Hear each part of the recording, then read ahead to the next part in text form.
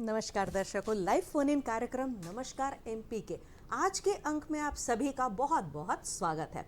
और आपका स्वागत करने के लिए मैं यहाँ उपस्थित हूँ पूर्वा राय। दर्शकों, हमारा यह कार्यक्रम नमस्कार एमपी बहुत ही खास है क्योंकि हर हफ्ते के सोमवार से लेकर शुक्रवार तक सुबह सुबह 8 बजे से 9 बजे तक हम उपस्थित होते हैं आपके लिए हमारा ये रंगारंग कार्यक्रम लेकर। इस कार्यक्रम के अंतर्गत हम आपको बताते हैं बहुत सारे विषयों की जानकारी, मिलवाते हैं विषय विशेषज्ञों से, देते हैं बहुत सारी अनोखे मनोरंजन, साथ ही साथ घुमवाते हैं बहुत अलग अलग जगहों पर। तो चलिए आज के कार्यक्रम में क्या है खास देख लिया जाए, लेकिन उससे पहले आप हमारे कार्यक्रम का हिस्सा बन सकते हैं। जी हाँ, हमारे जो विशेषज्ञ आए हुए हैं उनसे आप जानकारी ले सकते हैं उनके विषय के अनुरूप। तो उसके लिए क्या करना होगा? जी, आपको हमारे फ़ोन नंबर्स नोट करने होंगे। तो चलिए लिख लीजिए भोपाल दूरदर्शन के फ़ोन नंबर्स, जो कि हैं सबसे पहले भोपाल के एसटीडी कोड के साथ में 0755266049। साथ ही साथ हमारा एक टोल फ्री नंबर है। जी हाँ, ये बिल्कुल निशुल्क नंबर है जिस पर आप हमें कॉल कर सकते हैं फ्री में। इसको भी नोट डाउन कर लीजिए, जो कि है 1800233040। हमारे फ़ोन नंबर्स हमारे टीवी के स्क्रीन पर भी स्क्रॉल हो रहे हैं, आप उन्हें लिख सकते हैं, नोट डाउन कर सकते हैं। तो ये तो हुई हमारे फ़ोन नंबर्स की बात। चलिए कार्यक्रम के अनुसार हम आपको बताते हैं कि आज की तिथि क्या है। तो पंचांग की ओर देख लिया जाए। पंचांग कहता है कि विक्रम संवत 2080 अगहन मास कृष्ण पक्ष 14 से तिथि, तारीख है 11 दिसंबर 2023 और दिन है सोमवार। जी हाँ, आपका दिन मंगलमय हो, शुभमय हो, यही हम कामना करते हैं। और आज के दिन यानी कि 11 दिसंबर के दिन जिन भी हमारे दर्शकों का जन्मदिन है, जिनकी भी शादी की सालगिरह है, उन्हें बहुत सारी शुभकामनाएं प्रेषित करते हैं। तो चलिए आगे बढ़ते हैं। हमारे कार्यक्रम की रीति के अनुसार हम आपको दिखाते हैं कि 11 दिसंबर को इतिहास में क्या कुछ घटित हुआ था। हर तारीख अपने साथ एक इतिहास संजोए हुए रहती है। तो आज के दिन क्या हुआ था? जी, हम बात करें 1946 की। बच्चों की शिक्षा, स्वास्थ्य, कल्याण और पोषण के लिए संयुक्त राष्ट्र के अंतर्गत यूनिसेफ की स्थापना की गई थी। फिर से अगर हम बात करें 1946 की ही, तो श्री राजेंद्र प्रसाद को संविधान सभा का अध्यक्ष चुना गया था। 1997 ग्रीन हाउस गैसों में कमी लाने के लिए क्वेटो संधि पर हस्ताक्षर किए गए थे। अब अगर बात की जाए 2014 की, अंतर्राष्ट्रीय योग दिवस मनाने की पहल भारत के प्रधानमंत्री श्री नरेंद्र मोदी जी ने संयुक्त राष्ट्र में रखकर की, जिसकी स्वीकृति संयुक्त राष्ट्र ने आज के ही दिन दी थी। अब अगर बात कर ली जाए जन्मदिन की, जी हाँ, आज के दिन सिनेमा के सदाबहार अभिनेता दिलीप कुमार जी का जन्मदिन है। साथ ही साथ आचार्य रजनीश, जिन्हें कि हम ओशो के नाम से भी जानते हैं, उनका भी जन्म दिवस आज ही के दिन है। पूर्व राष्ट्रपति श्री प्रणब मुखर्जी का भी जन्मदिन आज है। और इसके साथ ही साथ हम आपको बताना चाहते हैं कि शतरंज के महारथी विश्वनाथन आनंद जी का भी आज जन्मदिन है। इन सभी को जन्मदिन की ढेर सारी बधाइयाँ और शुभकामनाएं। अब बात कर ली जाए आज के विचार की।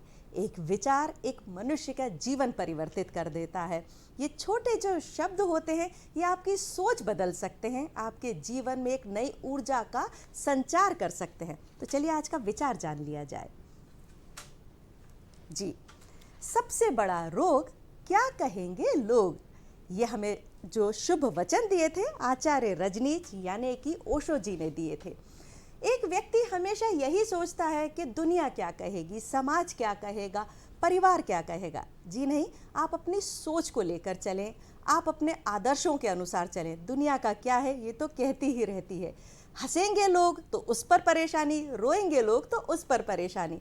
जी नहीं, हमें दुनिया की नहीं सोचनी है, हमें अपने मन की सुननी है। चलिए आ जाते हैं आज के विचार की तरफ। तो हमने बढ़ ही लिए हैं, अब आज के विषय आपको बता दें। आज हम बात करेंगे, क्योंकि यूनिसेफ का स्थापना दिवस है, तो यूनिसेफ स्थापना दिवस पर साथ ही साथ महिला सशक्तिकरण, बच्चों की एक तरफ बात होगी, एक तरफ महिलाओं की बात होगी, जो हमारे समाज को संबल देती हैं उनके तरफ बात होगी। तो ये तो हमने आपको बता दिए विषय। अब मिलवा लिया जाए आज के विषय विशेषज्ञों से। तो यूनिसेफ स्थापना दिवस के लिए हमारे पास उपस्थित है हमारे स्टूडियो में हमारे विशेष अतिथि, जो कि श्री अनिल गुलाटी जी। ये कम्युनिकेशन स्पेशलिस्ट है यूनिसेफ के। नमस्कार सर, बहुत बहुत स्वागत है आपका।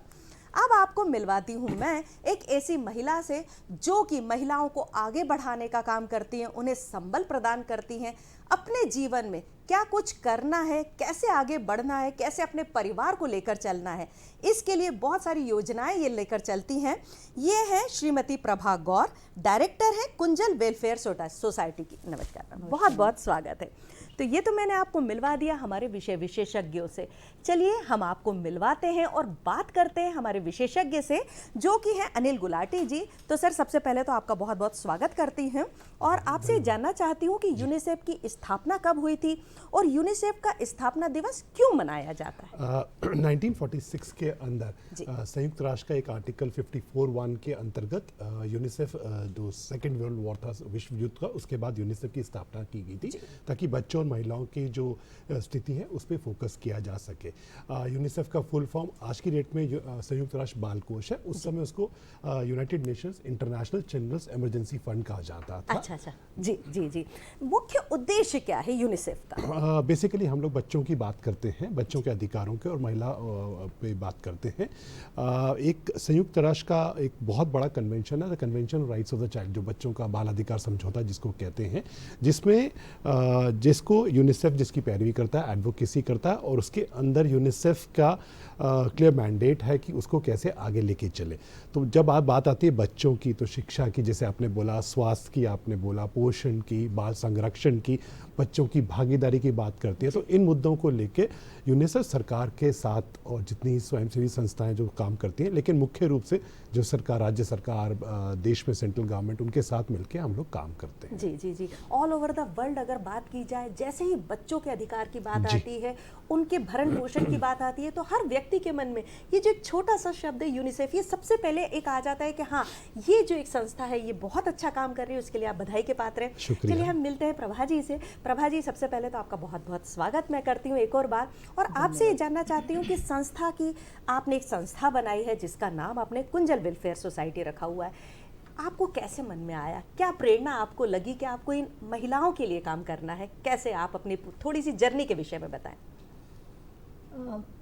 हम लोग बहुत सारे, मैं क्योंकि ग्रामीण परिवेश से हूँ, एक किसान परिवार से हूँ, वो देखा था, मतलब जो डिस्क्रिमिनेशन वहाँ देखा, महिलाओं की स्थिति देखी थी, तो वो लगा कहीं ना कहीं मन में था। तो जब हम लोग काम कर रहे थे, हम छोटे छोटे सोशल वर्क के काम किया करते थे महिलाओं के साथ, बच्चों के साथ, उस दौरान लगा कि नहीं, अब एक मतलब एक संस्थागत रूप में आना चाहिए हमको, क्योंकि हम जब तक संस्थागत रूप में नहीं आएंगे तब तक हम एक सम्मिलित प्रयास जो रहेगा और एक डायरेक्शन में प्रयास रहेगा वो नहीं कर पाएंगे जी। तो वो जो परिवार से प्रेरणा मिली थी, जो मतलब हमने छुआछूत देखी थी अपने परिवारों में, हमने बाल विवाह देखे थे, हमने बच्चियों के साथ डिस्क्रिमिनेशन देखा था, वो जो चीज़ें थी, बहुत जल्दी शादी कर देना और उनको आगे पढ़ने ना देना, बाहर अपनी मर्जी से ना जाना, वो सब जो चीज़ें हमने देखी थी, उसे लगा कि नहीं, हम है ना इस क्षेत्र में अच्छा काम कर पाएंगे। तो हम लोग ने फिर उसकी स्थापना की सन 2008 में, और अब हमको लगभग 15 वर्ष हो चुके हैं इस क्षेत्र में काम करते हुए, और हमें लगता है कि हम बेहतर कर पा रहे हैं, और आगे उम्मीद है कि और बेहतर आप लोगों का सहयोग रहेगा तो और बेहतर कर पाएंगे। बहुत ही अच्छी बात है। देखिए, अगर महिलाओं की बात चली है तो कुछ मैं भी बोलना चाहती हूँ कि गर्व है मुझे कि मैं नारी हूँ, अकेली ही सब पर भारी हूँ, तोड़कर पिंजरा जाने कब उड़ जाऊंगी, चाहे लाख बिछा लो बंदिशें, फिर भी दूर आसमान में अपनी एक जगह बनाऊंगी। हाँ, गर्व है मुझे कि मैं नारी हूँ, अकेली ही सब पर भारी हूँ। तो हमें अपने आप को अकेला नहीं समझना चाहिए, हमें अपने आप को कमज़ोर नहीं समझना चाहिए, हम सब पर भारी पड़ सकते हैं, और ये आपने कर भी दिखाया है। आप ये बताइए कि आपने जब ये काम शुरू किया, कुछ अड़चनें आई, कुछ लोगों ने विरोध किया, परिवार का कितना साथ मिला? परिवार का तो बहुत साथ मिला, क्योंकि मेरे फादर जो थे वो खुद भी बहुत ज़्यादा जागरूक थे, और उन्होंने हमारे परिवार में, मतलब हमारे गांव में जो छुआछूत की बीमारी थी उसको ख़त्म करने में उन्होंने बहुत काम किया उन्होंने। और महिला शिक्षा पे भी मतलब हमें हमारे परिवार की बच्चियों को आगे शिक्षा देने के लिए उन्होंने बहुत कोशिश की, और मैं पहली पोस्ट ग्रेजुएट थी अपने परिवार अरे में। वाह, जी जी। तो ये जो उन्हीं की वजह से ये संभव हो पाया, और उन्होंने हमारे घर के बच्चियों को किसी का भी बाल विवाह नहीं होने दिया। इवन हमारे पूरे गांव में किसी का बाल विवाह हमेशा उन्होंने रोका है। हाँ जी। कि नहीं, बाल विवाह नहीं करो, 18 हो जाने दो, जी 18 के बाद शादी करना। जी जी जी। तो वो जो उन्होंने वो शुरुआत की थी, उसको हम कोशिश कर रहे हैं आगे बढ़ाने की, और वही मतलब प्रेरणा थी। और बहुत सारी चुनौतियां तो थी ही, कि क्योंकि हम जिस बैकग्राउंड से आते थे वहाँ से हमें बहुत संघर्ष करके आगे बढ़ना पड़ा। और आज मुझे लगता है कि हम लोग आगे ऐसी महिलाओं को मदद कर पा रहे हैं जो कि उन चुनौतियों को फेस कर रही हैं आज भी। बिल्कुल बिल्कुल बिल्कुल, बहुत अच्छी बात है।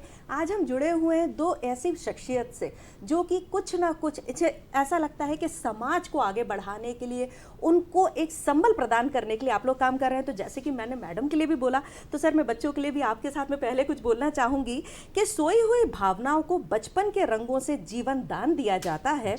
आओ इन मासूम कलियों को फूल सा महकाएं, अपने भारत के उपवन को और भी सुगंधित बनाएं, भर दे खुशियों से इनका जीवन, क्योंकि बाल मन है सबसे पतित और पावन। जी हाँ, बाल मन पतित पावन होता है, उसको हमें समझना पड़ता है। उनके ऊपर अत्याचार जो हो रहे हैं उनके लिए कहीं ना कहीं आवाज़ उठाना ज़रूरी है। तो सर मैं आपसे ये जानना चाहूँगी कि मध्य प्रदेश में आपकी संस्था किस लेवल पर काम कर रही है, क्या क्या योगदान दे रही है? मध्य प्रदेश में हम लोग राज्य सरकार के साथ काम करते हैं, खासकर जैसे आपका महिला बाल विकास है, चाहे पुलिस है, या हेल्थ डिपार्टमेंट है, या जो पीआरडी डिपार्टमेंट, सब ऑलमोस्ट सब डिपार्टमेंट्स के साथ काम करते हैं। मध्य प्रदेश में क्योंकि बच्चों की स्थिति में काफ़ी अच्छा एक्सपीरियंस रहा है, जैसे बाल विवाह की बात की, उसमें गिरावट आई है। मध्य प्रदेश राज्य सरकार की एक बहुत बड़ी स्कीम है लाडली लक्ष्मी योजना, जो काफ़ी रिजल्ट दे रही है। इनफैक्ट उसका इवैल्यूएशन भी यूनिसेफ ने मदद किया था, जिसमें नज़र आया कि बच्चों के, लड़कियों के जीवन में काफ़ी सकारात्मक प्रभाव मिल रहे हैं। इसी तरह जो बाल संरक्षण की आपने बात की, आपने एक बड़ी अच्छी बात की कि बच्चों का मन, हम जब यूनिसेफ काम करता है तो हम चाहते हैं कि बच्चों की भूमिका, जो डिसीजन लिए जाते हैं उसमें बहुत ज़रूरी है। इनफैक्ट मेरी एक कुलीग हैं अद्विता, वो भी अभी ज्वाइन करेंगे बीच में फोन लाइन पे, वो आपको बताएंगे कि कैसे हम बच्चों के साथ काम करते हैं, ताकि बच्चे जो डिसीजन जो उन पे इम्पैक्ट करते हैं उसमें बच्चों की भागीदारी हो। जी, तो आपने नाम लिया और हमारे साथ जुड़ चुकी है हमारी एक्सपर्ट अद्विता मराठे जी। नमस्कार मैम, बहुत बहुत स्वागत है आपका।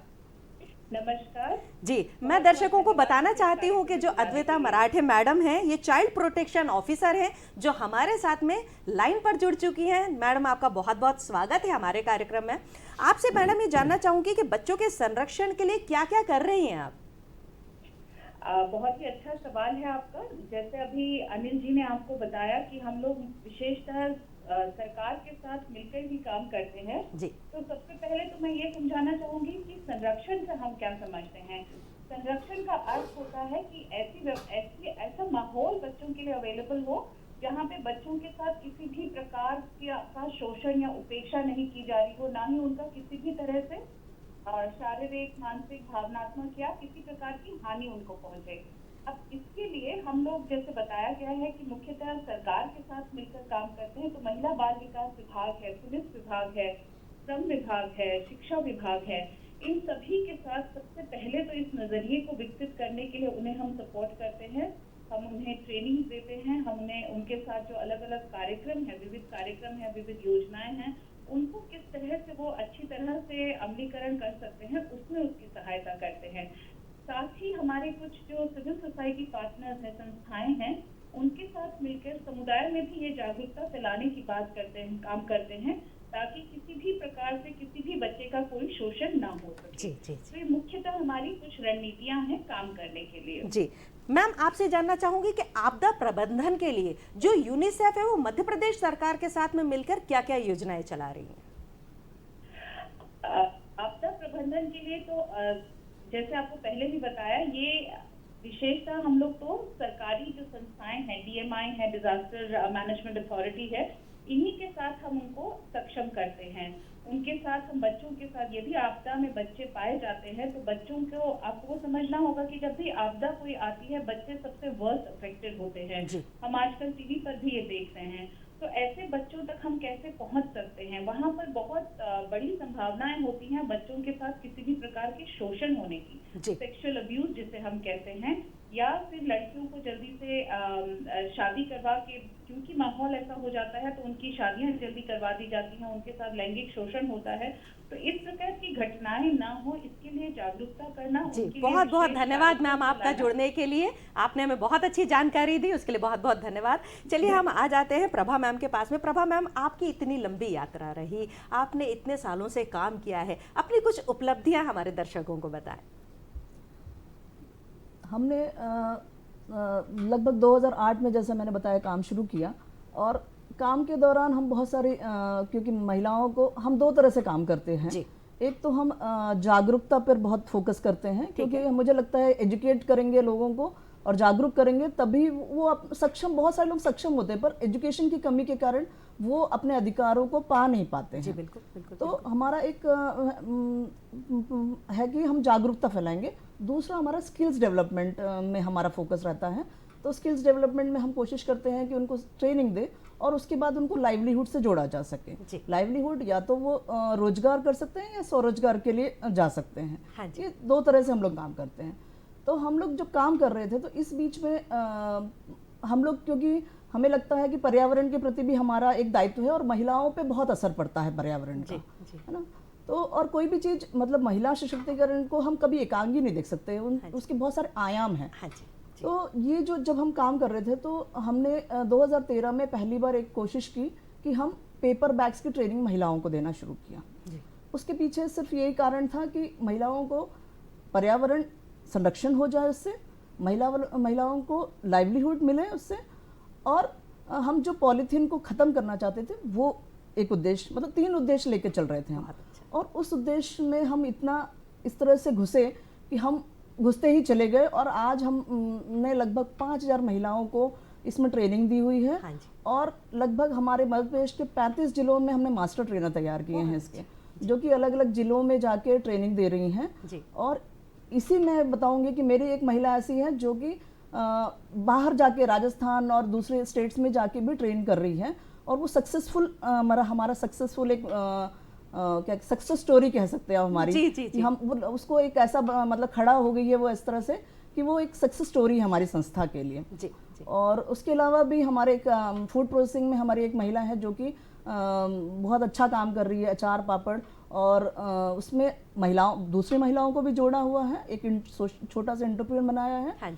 और उसको मतलब सोशल साइट्स के थ्रू, सोशल जो मार्केटिंग प्लेटफॉर्म्स हैं उनके थ्रू भी हम बेच पा रहे हैं उसको।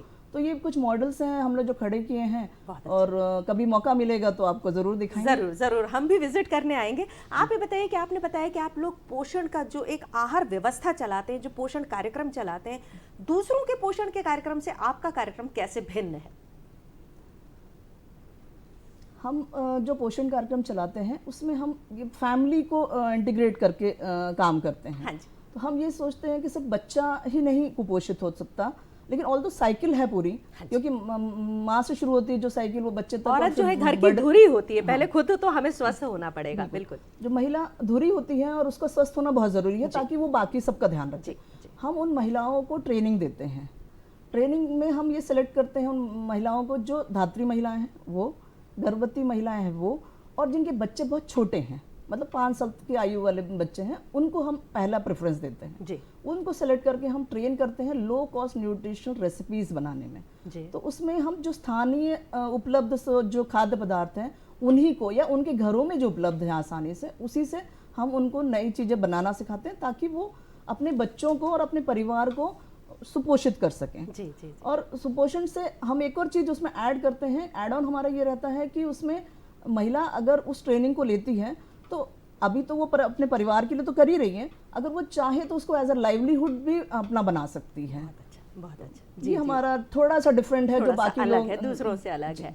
जी, हम सर के पास चलते हैं। सर, आप ये बताइए कि मध्य प्रदेश में यूनिसेफ किस तरह की एक्टिविटीज़ पर काम कर रही है? यूनिसेफ मध्य प्रदेश में जैसे पहले बताया कि राज्य सरकारों में खासकर डिपार्टमेंट महिला बाल विकास है, स्वास्थ्य है, जो फैमिली वेलफेयर डिपार्टमेंट है, उनके साथ काम करते हैं, पंचायती राज के साथ काम करते हैं। जैसे अभी मैडम क्लाइमेट चेंज की बात कर रही थी, तो हम लोग क्लाइमेट चेंज के अंदर भी राज्य सरकारों के साथ काम करते हैं।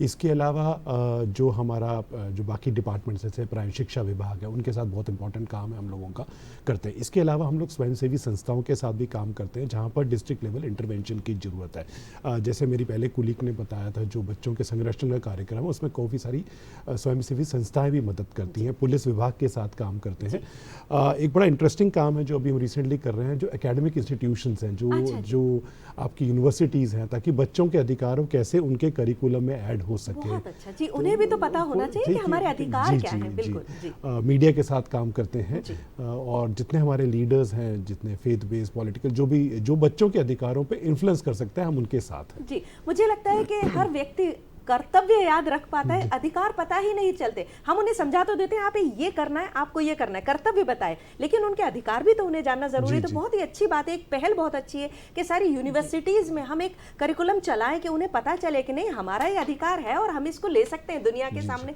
अपनी बात रख सकते हैं।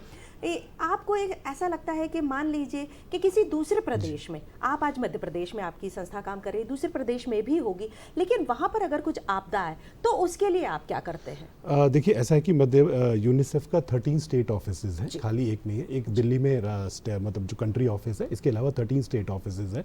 तो हर स्टेट के अंदर जो संस्था, जो हमारा ऑफिस काम कर रहा है, वो मदद करती है। जो यहाँ का ऑफिस है वो मध्य प्रदेश के लिए है, जो मध्य प्रदेश में अगर कुछ होता है, और जैसे अद्विता ने बताया था, हम लोग डिजास्टर मैनेजमेंट इंस्टीट्यूट है यहाँ पर, उनके साथ काम करते हैं, उनकी मदद करते हैं, ट्रेनिंग्स कराते हैं। इंटरेस्टिंगली अभी डिजास्टर मैनेजमेंट इंस्टीट्यूट हर जिले के अंदर जाके सिविल सोसाइटी ऑर्गेनाइजेशन और अर्थक्वेक मैनेजमेंट में इंजीनियर्स को ट्रेन कर रहा है। ये काम है। इसके अलावा अगर उन्हें हमारी कुछ एक्सपर्टीज की जरूरत पड़े तो हम वहां पर जा सकते हैं। और यूनिसेफ हमेशा कहता है कि हम लोग डिजास्टर प्रिपेयर्डनेस की बात करते हैं, आपदा से पहले हम कितने तैयार हैं आपदा को फेस करने के लिए। मैं आपको रोकना चाहूंगी क्योंकि हमारे साथ हमारे कॉलर जुड़ चुकी हैं, आर.एस. लता जी, स्वागत है आपका, पूछिए आप अपना प्रश्न। मैं ये जानना चाहती थी कि बहुत आपकी आवाज आ रही है जी। जो आज के समय में जैसे क्राइसिस पूरे वर्ल्ड में चल रही है, और जितना डिजास्टर के साथ साथ मेंटल एंड फिजिकल जो प्रॉब्लम्स आ रही हैं, उसके लिए यूनिसेफ ने पहले हमारे योग और अध्यात्म को कहीं जोड़ा नहीं गया था कि उनको सर्वाइव करने के लिए उसको फिजिकल और मेंटली कुछ कर पाए। तो क्या अब यूनिसेफ ने उस चीज को, उस पार्ट को जोड़ा है? बहुत अच्छा प्रश्न जी, बहुत अच्छा प्रश्न जी। शुक्रिया लता जी, बहुत इंटरेस्टिंग सवाल है। मेंटल हेल्थ एक बहुत बड़ा इशू है, स्पेशली कोविड के बाद बहुत बड़ा मुद्दा बन के आया है। हम लोग सरकारों के साथ कोशिश कर रहे हैं कि मेंटल हेल्थ पे ज़्यादा फोकस किया जा सके, इसकी ट्रेनिंग्स कराया जा सके, इसके काउंसलर्स को प्रिपेयर किया जा सके। मध्य प्रदेश में बहुत सारे काउंसलर्स हैं जिनके साथ यूनिसेफ काम करता है। एक और प्रश्न है जो लता जी ने बोला, जो पूरा था कि कैसे जैसे योग अध्यात्म है, कि इनके साथ जो फेथ बेस्ड लीडर हैं, सोशल लीडर्स हैं, उनके साथ यूनिसेफ कैसे काम करता है, उनकी बहुत एक अहम भूमिका है। हम बहुत सारे सोशल और फेथ लीडर्स के साथ काम करने की कोशिश करते हैं, ताकि जब वो अपने लोगों तक बात करें तो बच्चों के अधिकारों की बात कर सके। एग्जाम्पल है जैसे स्वच्छता के ऊपर एग्जाम्पल था जी जी जी जी, स्वच्छता के ऊपर था, तो उसके ऊपर आप जो बोल रहे थे वो बताएं जी। जी, हम ये बोल रहे थे कि जैसे स्वच्छता था, न्यूबॉर्न केयर था, उन सब मुद्दों के ऊपर बहुत सारे फेथ बेस्ड लीडर ने, लता जी ने भी खुद भी बहुत अच्छा अहम भूमिका निभाई जी। बहुत अच्छी बात है, ये आप इतना अच्छा काम कर रहे हैं। मैम, आप ये बताइए कि समाज में व्याप्त कुरीतियों को लेकर आप कुछ एक अलग प्रोग्राम चला रहे हैं, वो क्या है? कुरीतियाँ जो आज के समय में है, एक तो हमारी अभी भी हमारी बालिकाओं को समान शिक्षा का अधिकार नहीं है जी। बाल विवाह आज भी एक चैलेंज है समाज के लिए जी। दूसरा है कि जो डिस्क्रिमिनेशन है, लैंगिक असमानता, ये तीन बहुत मतलब इम्पोर्टेंट मुद्दे हैं जिन अगर ये हम समस्याएं सुलझा पाए तो हम एक प्रगतिशील समाज का निर्माण कर पाएंगे जी। तो इसके लिए हम लोग बाल विवाह के लिए लगातार हम लोग स्कूलों में और महिलाओं के बीच में जो हम कार्यक्रम करते हैं, उसके दौरान हम लोग बातचीत करते हैं उनके साथ, और हम उनको शपथ भी दिलाते हैं कि बाल विवाह नहीं करेंगे, अपने बच्चियों का नहीं करेंगी, बच्चियों को शपथ दिलाते हैं कि वो बाल विवाह का विरोध करेंगी, आगे पढ़ने की कोशिश करेंगी, और अगर उनके साथ होता है कुछ तो हम लोगों को जानकारी देंगी उसकी। जी जी जी। तो ये इस तरह से हम लोग एक प्रोग्राम चलाते रहते हैं लगातार, क्योंकि हमें मालूम है कि हम अगर सिर्फ एक बाल विवाह को लेकर चलेंगे तो सिर्फ हम मतलब उससे आगे नहीं बढ़ पाते, क्योंकि वो एक कुछ लोगों का इंटरेस्ट रहता है, कुछ लोगों का इंटरेस्ट नहीं रहता जी जी। पर हम जब उन अपने ही कार्यक्रमों में, अपने ट्रेनिंग प्रोग्राम्स के दौरान, अपने जागरूकता कार्यक्रमों के दौरान ही लगातार सतत बातें करते रहते हैं तो वो ज़्यादा प्रभावशाली होती है, उससे हम ज़्यादा लोगों तक पहुंच बना पाते हैं, और अच्छे से वो उनके लगता है उनको कि हाँ हमको शिक्षा ग्रहण करना है, हमें कुछ बनना है, उसके बाद ही शादी करनी है। पहला शादी इम्पोर्टेंट नहीं है, बच्चों को आगे बढ़ने दो, बच्चियों को पढ़ने दो, अपने पैरों पर वो खड़े होने दो, उनको डिसीजन मेकिंग के लिए तैयार करो कि वो अपने डिसीजंस खुद ले सकें, और उसके बाद ही शादी की बात। हाँ जी। तो इस तरह हम लोग, और दूसरी एक चीज़ जो हम लोग गाँवों में देखते हैं, छुआछूत, वो छुआछूत आज भी कहीं ना कहीं किसी न किसी तरह से देखी जाती है। तो हम लोग जो अपने ट्रेनिंग प्रोग्राम्स होते हैं उसमें बहुत शुरुआत में ही ये चीज़ कोशिश करते हैं कि मिक्स्ड बैच बनाते हैं। अच्छा। ताकि वो हम उस चीज़ को भी कैटर कर पाएँ। जी जी। कहा जाता है ना 75 साल हो गए हैं, पहले जो कुरीतियाँ चली आ रही थी लेकिन वो कहीं ना कहीं अभी ग्रामीण इलाके हो, शहरी में भी देखने को मिलता है कि कहीं ना कहीं है। आप ये मुझे बताइए कि जब आप काम करती हैं ग्रामीण महिला के साथ में, एक शहरी महिला के साथ में, तो दोनों में अंतर क्या महसूस होता है आपको? शहरी महिलाएं अब आज के समय में अगर देखें तो थोड़ा एक्सपोजर अच्छा हो गया है उनका, टीवी के माध्यम से, बाकी सोशल मीडिया जो बहुत मदद कर रहा है, तो उससे एक्सपोजर अच्छा हुआ है। पर जो ग्रामीण महिलाएं हैं अब भी उनके पास ये एक तो सुविधाओं की कमी, एक्सपोजर की बहुत कमी है। जब हम उनके साथ काम करते हैं थोड़ा सा चैलेंजिंग ज़्यादा होता है काम, क्योंकि उनको हमें बहुत सारी चीज़ें, मतलब अपनी अगर हम स्किल सिखाते हैं या जागरूक भी करते हैं तो उनको बहुत सारी चीज़ें बेसिक्स ही नहीं की जानकारी होती। जी, हमारे साथ हमारी एक कॉलर जुड़ चुकी है, मैं आपको रोकना चाहूंगी। हम फिर से अपने राखी जी जुड़ चुकी हैं हमारे साथ, स्वागत है आपका। जी पूछिए आप अपना प्रश्न राखी जी। जी हेलो जी नमस्कार, स्वागत है आपका, पूछिए। जी गुड मॉर्निंग मैम जी। मैं पूछना चाहूंगी कि आज के समय में महिलाएं जो महिलाओं के लिए, जैसे कि कहा जाए कि ग्रामीण एरिया में, मैं खुद जाती हूँ, काम करती हूँ, देखती हूँ, ग्रामीण एरिया में महिलाओं के लिए आज भी वही बंदिश है, उसके लिए क्या किया जा सकता है? जी, उन्हें कैसे समझाएं? उन्हें बस हम कई बार हम लोग परिवारों जो मतलब जो सास होती हैं घर की, अगर उनसे बात होती है, हम लोग काउंसिल करते हैं, उनको भी अपने ट्रेनिंग्स में कई बार बुलाते हैं, दिखाते हैं कि क्या चल रहा है ट्रेनिंग में, और उस दौरान जब उनको समझ में आता है कि हाँ ये करना चाहिए, ये उनसे उसमें एक तो उनके दो पैसे घर में आएंगे, हाँ और दूसरा कि वो महिला जब सशक्त होगी, जब उसके पास हाथ में कुछ पैसे रहेंगे तो वो अपने बच्चों को भी सपोर्ट करती है, अपनी फैमिली को भी सपोर्ट करती है।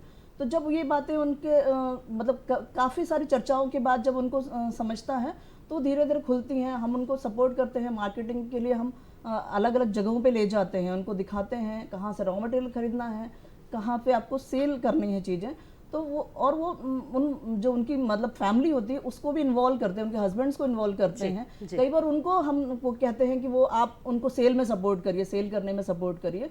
तो इस तरह से हम है ना महिलाओं को, जब परिवार को जब साथ में लेके चलते हैं तो उनको एक्सपोजर मिलता है। ग्रामीण महिलाओं के साथ हम इस तरह से काम करते हैं। आप जैसे जब संस्थाएं इतना अच्छा काम करते हैं और हम लोग भी जब अपनी टीम के साथ में जाते हैं इन ग्रामीण इलाकों में, वो जो महिलाएं आती है उनका जो भागीदारी होती है वो इतने बढ़ चढ़ कर लेती हैं, तो उन्हें देखकर हमें भी बड़ी खुशी होती है कि देखिए कितने अच्छे लोग हैं, क्योंकि वो लोग अब समझ रहे हैं, वो अपने अधिकार जान रहे हैं, अपने कर्तव्य जान रहे हैं। उन्हें पता है कि हम भी आधी आबादी हैं, हमारा भी कुछ एक वर्चस्व है इस देश में, इस दुनिया में।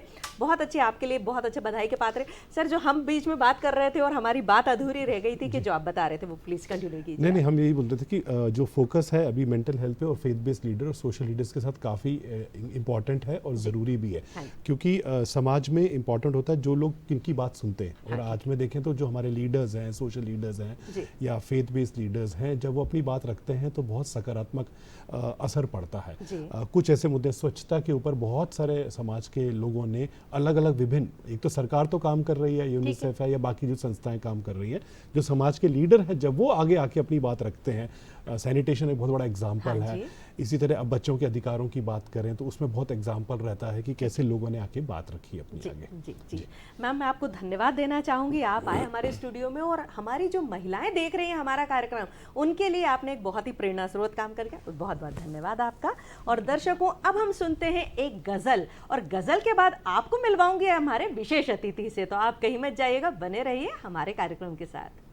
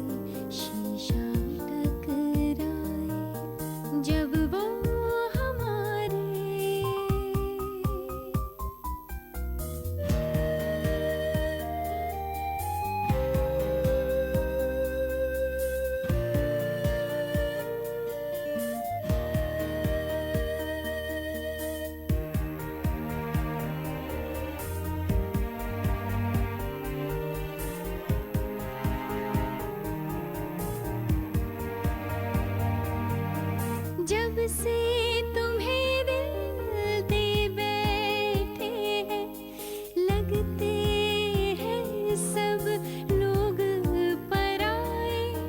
जब से तुम्हें दिल दे बैठे हैं, लगते हैं सब लोग पराए। मांगे से कुछ भी ना मिले, बिन मांगे सब कुछ पा जाए जब वो हमारे।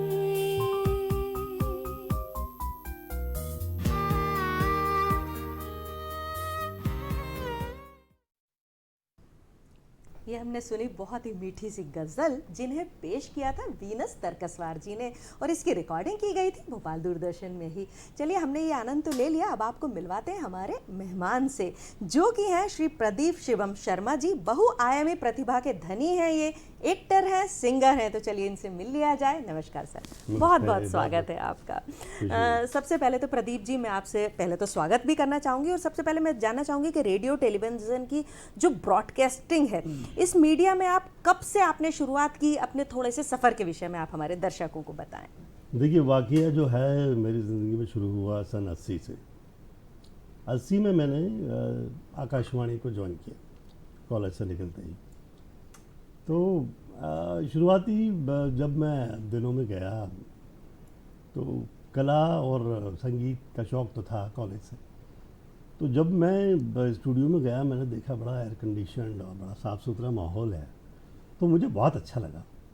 मैंने कहा नौकरी तो यही करना चाहिए। जी जी जी, बहुत अच्छा। तो बस वहाँ से सफ़र की शुरुआत हो गई। जी जी, कला और संगीत के प्रति आपकी रुचि कब जागृत हुई? आपको कैसा लगा? क्या परिवार में कोई था जिन्हें देखकर आपने सीखा, या आपके मन में ही ये विचार आया कि मैं इस जो कला है इसको आगे लेकर जाऊंगा? देखिए, सबसे पहले तो मैं आप सभी का धन्यवाद करना भूल गया। मैं अपनी कर्मस्थली पर आया हूँ फिर से, तो बहुत अच्छा लग रहा है। और जैसा आपने प्रश्न किया कि कला, क्या प्रश्न था आपका, तो किस तरह से मोड़ आया, क्योंकि मेरा शौक़ तो था, जैसा मैंने कहा आपसे, संगीत के प्रति और अभिनय के प्रति तो कॉलेज से रहा। और बस वो शौक़ चूँकि इसलिए बढ़ता गया क्योंकि हमारे यहाँ जो शख्सियतें आती हैं, जो इतनी बड़ी बड़ी विभूतियाँ आती हैं, जब हम उनकी मैं तो रिकॉर्डिंग आपको रोकना चाहूंगी क्योंकि आपके लिए कॉल भी आ चुका है आशीष जी, जी। खरे जी का। नमस्कार, स्वागत है आपका, पूछिए आप अपना प्रश्न। आशीष जी स्वागत। सामान्य मैं आपसे जानकारी चाहता हूँ, जी पेशे से इंजीनियर हैं, वो गाय की तरफ रुचि कैसे बढ़ गई आपकी? अरे वाह, दूसरा क्वेश्चन ये है, तो घर में गाते हैं तो घरवाली डांटती कि नहीं डांटती? क्या बात वाह है। क्या बात है जी। देखिए ऐसा है आशीष जी, पेशा इंसान का कोई भी हो, चाहे डॉक्टर हो, इंजीनियर हो, वकील हो, है ना, लेकिन आपके कुछ सपने होते हैं, आपके अंदर कोई ना कोई कलाकार तो छिपा होता है ना, तो उस कला को निखारने के लिए या आपके जो ड्रीम्स हैं आप उसे साकार नहीं करेंगे तो अंदर ही अंदर जो है आप कहीं ना कहीं तो अपने आप को माफ़ नहीं कर पाएंगे। तो बस यही था कि मेरा कर्म जो था वो तो मैं करता ही गया, जी। लेकिन उसके साथ मेरे जो ड्रीम्स थे और जो मेरी चाहत थी संगीत के प्रति, तो उसमें मैं लगा रहा, क्योंकि कॉलेज के दिनों से ये मेरा शौक़ रहा, तो बहुत अच्छा लगता है, बहुत सुकून मिलता है। और जहाँ तक आपने बात की घरवाली, देखिए ऐसा है कि घर का माहौल तो बिल्कुल अपना होता है, कोई औपचारिकता नहीं होती, सही। तो कई बार मजाक में कई वाक़े हो जाते हैं और सब लोग आनंद लेते हैं, वो भी गाती हैं बहुत अच्छा। तो जब वो गाती हैं और आप गाते हैं और हमारे दर्शक सुन रहे हैं कि आप गाते हैं, तो फिर गाना तो आपके लिए होना, आप प्लीज गाना आगे बताएं। देखिए वैसे तो कई गीत मेरे जहन में हैं जो मैंने अपने गुरुओं से सीखे जी। हैं। जगजीत सिंह साहब से मैंने संगीत को सीखा जब मैं पदस्थ हुआ बम्बई में, हाँ जी। भोपाल के बाद, जी क्योंकि उसके पहले तो कई नामी गिरामी लोगों के संगत में मैं आ चुका था। अच्छा जी। जैसे मोहम्मद हुसैन, अहमद हुसैन है, इनको ओहो। मैंने रिकॉर्ड किया था। हाँ जी। बिनाज मसानी जी यहाँ आई थी अरे वाह। भोपाल दूरदर्शन जी। में, हमने उनको रिकॉर्ड किया था। ऐसी कई शख्सियतें हैं, भूपेन हजारिका जी हैं, अरे वाह। जो मैं पदस्थ था गुवाहाटी में, जी। तो उनको मैंने रिकॉर्ड किया, तो उनसे बहुत कुछ सीखने को मिला। तो ये तो आपने की जिन जिन लोगों से मिले, लेकिन हम भी तो सुनना चाहेंगे आपकी आवाज में एक मीठा सा गाना। देखिए जगजीत सिंह साहब का ही मैं एक 2-3 लाइन आपको सुना दूं। बिल्कुल। जगजीत सिंह साहब ने जो है गीत गाया है, उनकी कंपोजिशन और उनका जो एक अंदाज सबसे अलग रहा है, क्योंकि वो बड़े खर्च के माहिर बिल्कुल। एक गायक रहे हैं, दुनिया में उनके असंख्य चाहने वाले लोग हैं, जी। तो उनका बहुत ही एक बेहतरीन उनकी प्रस्तुति है, वो प्रस्तुत कर रहा हूँ कुछ चंद लाइनें। तुमको देखा तो ये ख्याल आया, तुमको देखा तो ये ख्याल आया, जिंदगी धूप तुम घना साया, तुमको देखा तो ये ख्याल आया। बहुत मीठा, बहुत बहुत ही अच्छा जी। हमें इतना अच्छा लग रहा है, मुझे खुद के मन में ऐसा लग रहा है कि जगजीत सिंह साहब का जो ओरिजिनल ट्यून है वो चल रहा है। बहुत बहुत मीठा है सर। आप मुझे जी बताएं। जोड़ना चाहूँगा, बिल्कुल। इन्होंने कहा था कि ड्रीम्स होते हैं, हर एक के एस्पायरेशन होते हैं। हाँ जी। जो बच्चे के होते हैं उनके भी अपने ड्रीम्स होते हैं, अपने एस्पायरेशन होते हैं। यूनिसेफ का बहुत मानना है कि हर एक को एक सकारात्मक एनवायरनमेंट मिले ताकि वो अपने ड्रीम्स और अपनी एस्पायरेशंस को पा सके। जी। तो उनकी बात को जोड़ते हुए बहुत अच्छा, धन्यवाद, बहुत ही धन्यवाद, अच्छा। बहुत। आप ये बताइए यूनिसेफ का आगे चलकर विजन क्या है? देखिए यूनिसेफ जिन बच्चों के अधिकारों पे काम करता है, हम बेसिकली हम चाहते हैं कि हर बच्चा, हर अधिकार, हर समय, और वो पॉसिबल नहीं हो पाता आज की स्थिति में, जबकि बहुत सकारात्मक प्रयास हो रहे हैं। तो जिस दिन हर बच्चे को उसका अधिकार मिलेगा, चाहे वो जीने का अधिकार हो, चाहे वो उसके अपनी बात रखने का अधिकार हो, चाहे वो उसके संरक्षण का अधिकार हो या उसकी शिक्षा का अधिकार हो, उसको हर समय हर मिले। एग्जाम्पल देना चाहूँगा, कभी कुछ अगर आपदा आती है तो हम उस बच्चे को तो बचा लेते हैं, लेकिन शिक्षा छूट जाती है या पोषण पे फ़र्क पड़ता है या स्वास्थ्य पे फ़र्क पड़ता है, तो हम चाहते हैं कि उसको हर समय हर उसका अधिकार मिल सके। हमारा विजन हमेशा ये है, और यूनिसेफ का मैंडेट भी कहता है for every child, hope for every child, opportunity for every child, education for every child, protection for every child. जी जी जी, बहुत अच्छी बात है। आप ये बताइए कि अगर जैसे आपके पास में वो जब बच्चे मिलते हैं, उसके बाद में जब आपने उनको सिक्योर कर लिया, आगे का क्या, उनको कैसे आप प्रोटेक्शन देते हैं, आगे के उनके भविष्य के लिए क्या करते हैं? मैं यहाँ पर जोड़ना चाहूँगा कि हमारा काम बेसिकली सरकार की मदद करना है। ठीक है। जो बच्चे मिलते हैं वो हम लोग नहीं, यूनिसेफ उसमें इंटरवीन डायरेक्टली नहीं अच्छा, ठीक है। करता। It is a governments responsibility, okay. जो गवर्नमेंट के होम्स है।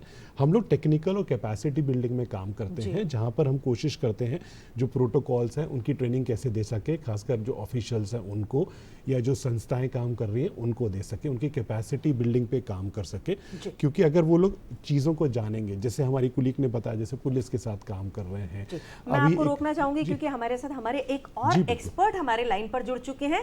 नरेंद्र सिंह चौहान जी हैं, ये वाटर एसोसिएशन ऑफिसर यूनिसेफ से हैं। नमस्कार सर, स्वागत है आपका। वाटर सैनिटेशन जी जी, वाटर ओके। नमस्कार जी नमस्कार सर, स्वागत है आपका। सर, सबसे पहले तो ये जानना चाहूंगी कि बच्चों के जीवन के अधिकार के लिए यूनिसेफ अपनी तरफ से क्या कदम उठा रहा है? बच्चों के जीवन के अधिकार के लिए जो बेहतर एक माहौल है जी वो तैयार करने के लिए कई मुख्य बातें हैं। तो उसमें की फैक्टर्स है, उसको यूनिसेफ मिलकर के काम कर रहा है। चाहे जी वो चाहे बेहतर पोषण का हो, बेहतर शिक्षा का हो, बेहतर स्वच्छता का हो। तो मैं बेसिकली जो जल और स्वच्छता कार्यक्रम देखता हूँ, तो उनके अधिकारों के लिए बेहतर एक इन्वायरमेंट कैसे क्रिएट हो ताकि जो जल और स्वच्छता का अधिकार है उससे वंचित न हो और उनके लिए एक जी सुरक्षित। जी सर, मध्य प्रदेश सरकार के साथ में जब यूनिसेफ एसोसिएट होती है तो वो कौन कौन से सहयोग प्रदान करती है, किस प्रकार से काम करता है? जी, यूनिसेफ सरकार के साथ मिलकर एक काम कर रही है। तो जैसे मैं जल स्वच्छता और स्वास्थ्य शिक्षा के क्षेत्र में काम कर रहा हूँ, तो इसमें जो मुख्य रूप से जो फ्लैगशिप प्रोग्राम्स है, चाहे वो जल जीवन मिशन है, स्वच्छ भारत अभियान है, तो इसमें डिफरेंट लेवल पे जो कैपेसिटी बिल्डिंग है उनको प्लान करवाना, कई तरह के टेक्निकल सपोर्ट फील्ड में डेमोन्स्ट्रेट करने के लिए देना। इसके अलावा डिटेल गाइडलाइन वगैरह जो है वो उसके लिए सपोर्ट करना, और भी कुछ लर्निंग विजिट्स वगैरह है जहाँ पे अच्छा काम हुआ है उसको देख करके हम कैसे अपनाएं, और साथ ही हमारा अच्छा जो काम हुआ है सरकार ने यहाँ जो किया है वो उसकी लर्निंग दूसरों तक कैसे जाए। तो ये इंफॉर्मेशन एक्सचेंज है। चलिए, बहुत बहुत धन्यवाद आपका। Thank you so much sir जुड़ने के लिए, आपकी जो एक्सपर्टीज राय आपने दी है उसके लिए बहुत बहुत धन्यवाद। चलिए हम आ जाते हैं प्रदीप जी के पास में। प्रदीप जी, आपने एक गाना सुनाया, हमारा मन तो बिल्कुल भी नहीं माना है। हमारा मन कर रहा है, हमारे दर्शकों का भी मन कर रहा है कि आप एक मीठा सा गाना और सुनाएं। देखिए, गीत तो कई हैं मेरे दिल के करीब। जी कि जब मैं जगजीत सिंह साहब का एक एल्बम है, बहुत ही बेहतरीन एल्बम है, क्लोज टू माई हार्ट, ठीक है, तो उसका नाम ही है close to my heart. Okay. तो वो बड़ा दिल के करीब है वाकई। तो उसमें जगजीत सिंह साहब ने तो कई चीज़ें उसमें अपनी प्रस्तुतियाँ दी हैं, लेकिन एक जो है एक मुकेश जी का एक गीत है, वो उन्होंने अपने अंदाज में, अरे वाह, जी हाँ, क्योंकि क्या है, कहीं दूर जब दिन ढल जाए, जी वो गीत आपने प्लीज सुना होगा। प्लीज गाएं। तो वो मुकेश जी का एक गीत है, उसकी कंपोजिशन अपनी जगह है जो म्यूजिक डायरेक्टर ने दी है फिल्म में। लेकिन ये जब क्या है, देश विदेश में जाते हैं, अपने समय जब भी इनकी प्रस्तुति होती थी, तो ये वहाँ के जो उस देश के कुछ वेस्टर्नाइज जो, तो जल्दी से आपका है ना? गाना, जल्दी से गाना। तो वो जी, धुन थोड़ी सी अलग है। बिल्कुल ठीक है। कहीं दूर जब दिन ढल जाए, सांझ की दुल्हन बदन चुराए, चुपके से आए, मेरे ख्यालों के आंगन में कोई सपनों के दीप जलाए, दीप जलाए, कहीं दूर जब दिन ढल जाए। तो पूरा वेस्टर्नाइज गजब का भी मीठा, गजब। और इंडियन हमारे साथ जो साज के साथ वो गाते जी, हैं। आप जल्दी से ये बताइए आपके गुरु जी कौन है? देखिए, मेरे गुरु भी जगजीत सिंह जी भी रहे। अच्छा जी। और इसके अलावा कई गुरु मेरे रहे हैं जिनसे मैंने थोड़ा थोड़ा संगीत की जो बारीकियां हैं वो सीखी हैं। तो कह लीजिए कि कल्याण जी, आनंद जी से भी मैं कई बार उनके यहाँ जाता था, और कुछ मुझे दिक्कत आती थी तो मैं पूछता था, दादा इसको कैसे खाऊं। जी, तो आपसे एक बात जो मेरे मन में लगातार चल रही है कि हर व्यक्ति एक उम्र हो जाती है, हम 60 के हो जाते हैं, जब रिटायरमेंट आता है तो अपने आप को एक वरिष्ठ जन के उसमें आ जाते हैं, नहीं अब हमारी सारी जो जिम्मेदारियां थी वो पूरी हो गई हैं, अब हमें कुछ नहीं करना, हम आराम करेंगे। लेकिन आपने उस चुनौतियों को तोड़ते हुए एक मिसाल कायम की है, आपके अंदर ये ऊर्जा कैसे आती है? थैंक यू, बहुत अच्छा सवाल किया आपने। अमूमन यही होता है कि इंसान जब भी अपनी सर्विस को पूरी करता है, चाहे वो कोई भी प्रोफेशन हो, चाहे आप डॉक्टर हो, इंजीनियर हो या वकील हो, तो वो सोचता है कि भाई 60 के हो गए, अब बस रिटायर्ड हो गए। समाज भी यही कहता है कि आप रिटायर्ड हो गए। लेकिन जैसा कि मैंने पहले कहा था कि हर इंसान में, चाहे वो कोई भी प्रोफेशन कर रहा हो, उसके अंदर कुछ न कुछ एक खूबियाँ तो होती हैं, कुछ एक ड्रीम्स होते हैं, और कई बार उसको काम करते करते ऐसा लगता है, अरे यार ये काम तो मैं बहुत अच्छे से कर सकता हूँ। तो ये आपको समय मिलता है, एक अपॉर्चुनिटी मिलती है कि आप उसके बाद उनके जो आपके ड्रीम हैं उनको आप पूरा करें। जी, आपको रोकना चाहूंगी, हमारे साथ हमारे एक दर्शक जुड़ चुके हैं, मनीष शर्मा जी मंदसौर से। नमस्कार, स्वागत है आपका, पूछिए आप अपना प्रश्न।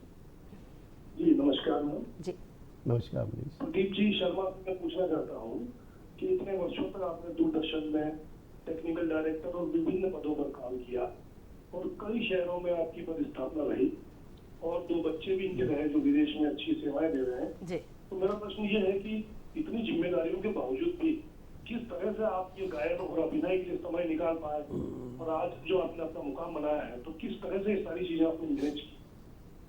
बहुत अच्छा मनीष जी, प्रश्न थैंक किया यू। है। जी, एक्चुअली मनीष जी मेरे गृहनगर से ही बात कर रहे थे, जहाँ मंदसौर से मैं हूँ, मेरी शिक्षा वहाँ हुई। जी, तो ये टाइम मैनेजमेंट का मनीष जी इसमें एक बहुत बड़ा रोल होता है।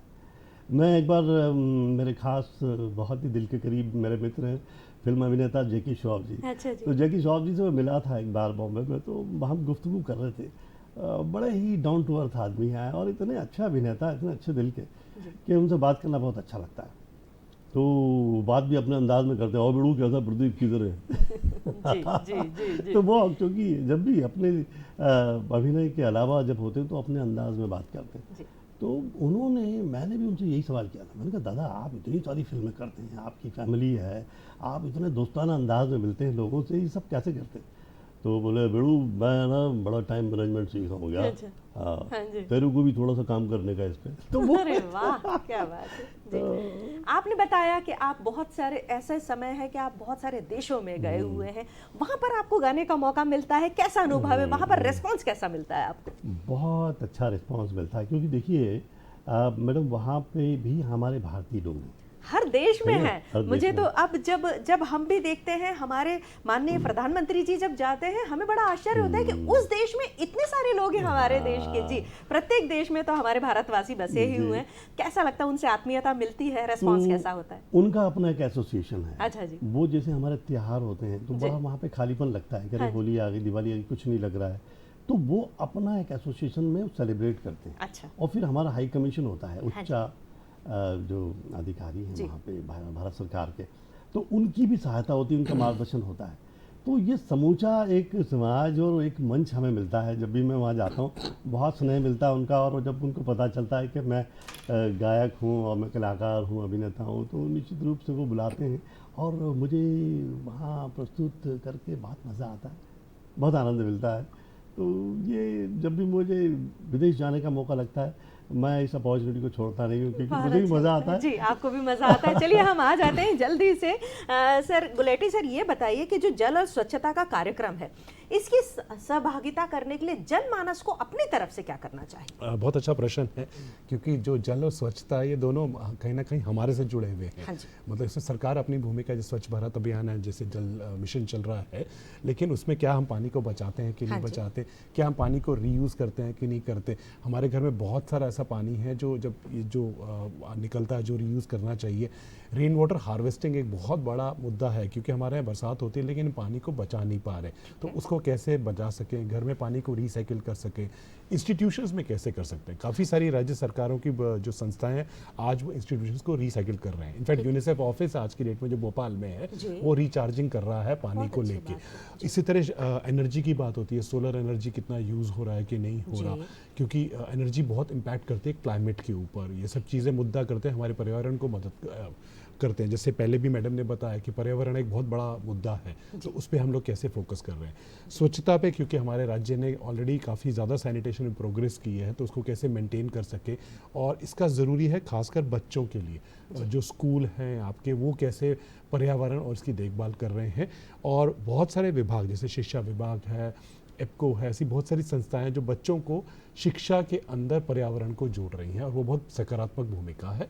उसमें यूनिसेफ जहाँ जहाँ टेक्निकल सपोर्ट की जरूरत पड़ती है जरूर करता है। प्रत्येक जनमानस को भी तो अपनी तरफ से जागृत होना पड़ेगा, और तभी तो हम एक आदर्श राष्ट्र की तरफ बढ़ ही रहे हैं और बढ़ के बताएंगे भी। सर, आप एक और गाना अगर हमारे दर्शकों को जल्दी से सुना दें।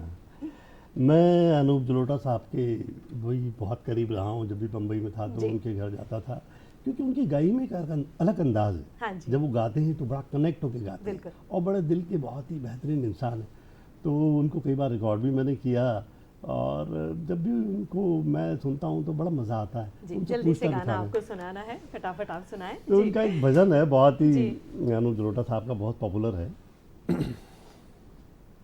जग में सुंदर है दोना,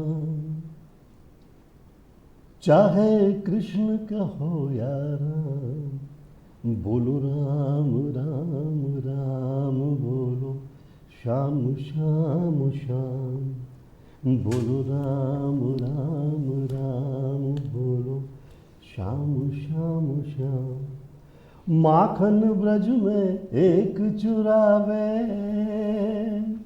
माखन ब्रज में एक चुरावे, एक बेर भिलनी के खावे, प्रेम भाव से भरे मन में दोनों के काम, चाहे कृष्ण कहो या राम, जग में सुंदर है दोना, चाहे कृष्ण कहो या राम।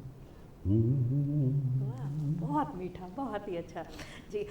मैं आपसे ये जानना चाहूँगी कि आप क्या संदेश देना चाहते हैं हमारी आगे भावी पीढ़ी को?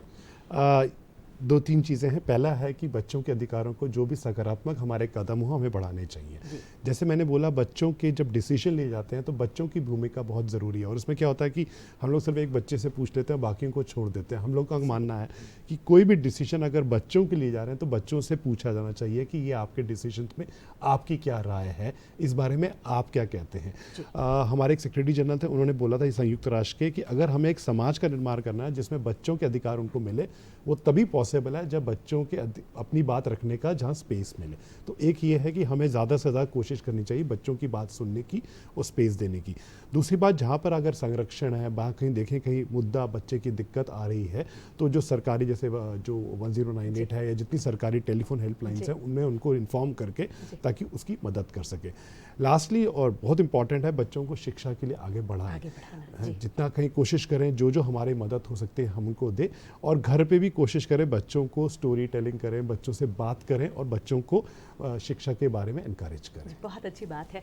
मैं आपसे चलते चलते एक बात ये पूछना चाहूँगी कि जो आपके हमउम्र हैं उनके लिए आप क्या संदेश देना चाहते हैं? उन्हें अपनी ज़िंदगी में आपके जैसी एनर्जी बनाए रखने के लिए और क्या करना चाहिए? बिल्कुल बिल्कुल। इसके पहले मैं जो अनुराग साहब की जो एक बात का मैं समर्थन करता हूँ कि इन्होंने बहुत अच्छी बात कही बातों में कि यूनिसेफ का जो एक मैसेज है कि आपदा प्रबंधन पे आप काम करते हैं जी।